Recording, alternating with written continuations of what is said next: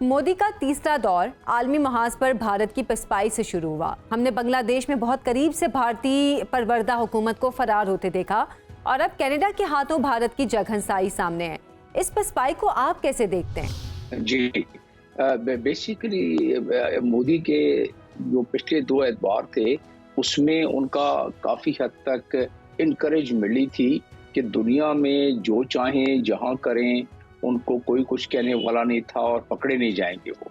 अब प्रॉब्लम मोदी के साथ ये हो गई कि पकड़े तो पिछले साल ही गए थे 23 में, सितंबर 23 में, बल्कि उससे पहले जुलाई में, और फिर 23 में तो उनके साथ सबूत भी शेयर कर लिया था। लेकिन कनाडा नॉर्थ अमेरिका का दूसरा बड़ा मुल्क है और काफ़ी इम्पोर्टेंट मुल्क है, तो उसने पहले डिप्लोमेटिक नॉर्म्स को रखते हुए एविडेंस प्राइवेट चैनल से, यानी कि फॉर्मल चैनल से नहीं दिया, इनफॉर्मल चैनल से दिया। उसको इंडिया ने समझा कि ये बस इग्नोर हो जाएगा, और क्योंकि उसकी जियोपॉलिटिकल पोजीशन अमेरिका की वजह से मजबूत है, हालांकि अमेरिका में भी कोर्ट में केस चल रहा है, मजबूत है, तो इसलिए सोचा होगा इंडिया ने कि शायद वो इससे बच निकल जाएगा। लेकिन कनाडा एक सिस्टमेटिक वे में अपना काम करते हैं कैनेडियंस, और उनके इदारे खासतौर पे पुलिस, इंटेलिजेंस एजेंसीज बहुत फाल हैं और 5 आईज के मेंबर हैं। तो उन्होंने 5 आईज से तो एविडेंस कलेक्ट करने में मदद ली थी, उस वक्त भी ली थी और दौरान तफ्तीश भी मदद ली है।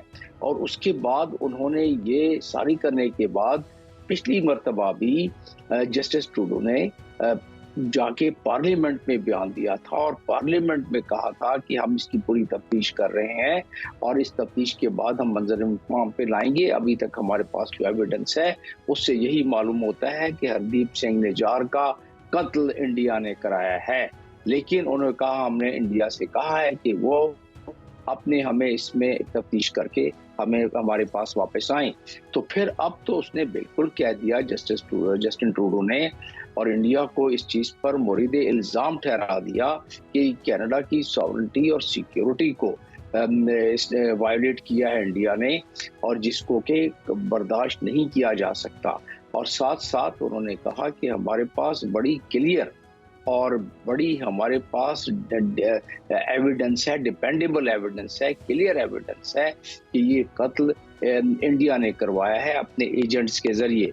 अब उसने न सिर्फ ये एविडेंस यहाँ किया है, बल्कि इसके साथ साथ उन्होंने 6 डिप्लोमेट्स, हाई कमिश्नर, 5 उनके सफारतकारों को भी वहाँ से मुल्क बदर यानी पर्सनल नॉन ग्रेटा कर दिया उन्होंने। और उन्होंने बताया कि हमारे पास जो हमारी पुलिस है और हमारी दूसरी अथॉरिटीज हैं, उन्होंने इस पर बड़े मरबूत तरीके से किया। लेकिन अब भी देखें डिठाई इसके तमाम चीज़ों को बावजूद। और यहाँ एक चीज़ मैं पहले और बताता चलूँ कि G20 में जब जस्टिन ट्रूडो ने अटेंड किया इंडिया में, तो उन्होंने इसी में बयान दिया है साथ साथ कि मैंने जान के ये इसलिए नहीं किया कि इसका जिक्र नहीं किया कि नंबर 1 कि हमारी तफ्तीश चल रही थी, नंबर 2 कि G20 के जो माहौल था वो ख़राब ना हो जाए।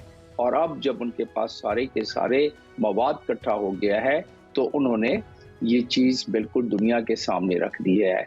और इंडियन रिस्पांस आप देख लें इस पर। जमील साहब, आम ख्याल ये है कि भारतीय कौमी सलामती के मुशीर अजीत डोवल भारत की जारे मिजाज पॉलिसियों के खालिक है। क्या आप नहीं समझते कि भारत के लिए अजीत डोवल की पॉलिसियों के मुताबिक आगे बढ़ना अब मुश्किल हो चुका है? जी देखिए, पहले तो पाकिस्तान में 20 के करीब कत्ल करवाए गए। पाकिस्तान में और जो कुलभूषण जावेद से लेके बाकी तमाम पाकिस्तान में दहशतगर्दी, खासतौर पर बड़ी बड़ी दहशतगर्दी जो हुई है, जिस पर कि हाथ रखा हुआ, जिसपे कि इंडिया ने बहुत ज़्यादा पैसे खर्च किए हुए हैं, अफगान की सॉइल भी इस्तेमाल कर रहे हैं, ईरान के ज़रिए भी एजेंट्स छोड़ रहे हैं, पाकिस्तान में पैसे खर्च कर रहे हैं। तो यहाँ तो उन्होंने सोचा कि चलें, पाकिस्तान शायद दुनिया इतनी बात ना माने पाकिस्तान की, हालांकि पाकिस्तान भी शोर मचाता रहा, पाकिस्तान ने भी डोजियर दिया। लेकिन अब इंडिया वहाँ कनाडा और अमेरिका में फंस गए वो। कनाडा में न सिर्फ उन्होंने ये दिया अजीत डोवल के बारे में, अमेरिका में तो बाकायदा पुलिस ने इस मामले में कोर्ट को रुजू कर लिया है और अजीत डोवल का नाम लिया है। यहाँ भी ऐसे ही, क्योंकि जो उनकी तफसीलन जो तफ्तीश है उसमें तो सारी चीज़ें दी हुई हैं। और इंडिया अब भी कहता है कि ये अपसर्ट है, ये पूरा सही नहीं है, جو کہ کہا جا رہا ہے، اور انڈیا یہ سمجھتا ہے شاید کہ جو اس کی جیو پولیٹیکل اس وقت پوزیشننگ ہے، خاص طور پر جو کوارڈ کا ممبر ہے، خاص طور پر اس نے 6-7 کے قریب ڈیفنس ایگریمنٹ کیے ہوئے ہیں امریکہ کے ساتھ اور اس کے الائز، اسے شاید اگنور کر دیں.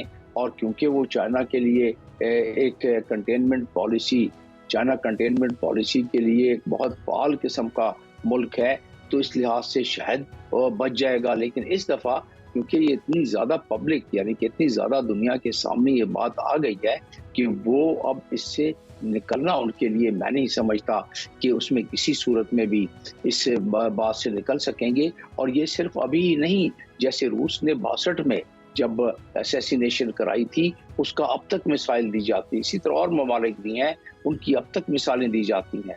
تو انڈیا کے یہ معاملہ برسا برس چلے گا، کیونکہ ٹرانس نیشنل ٹیررزم کا کانسیپٹ یہ ورلڈ وار 2 کے بعد تھوڑا بہت رہا، اس کے بعد گیپ آیا اور اب انڈیا نے یہ شروع کر دیا ہے. اور انڈیا نے جو شروع کیا ہے وہ ایسے ملکوں میں شروع کیا ہے کہ جہاں اس کی ٹالرنس 0 لیول ٹالرنس ہے.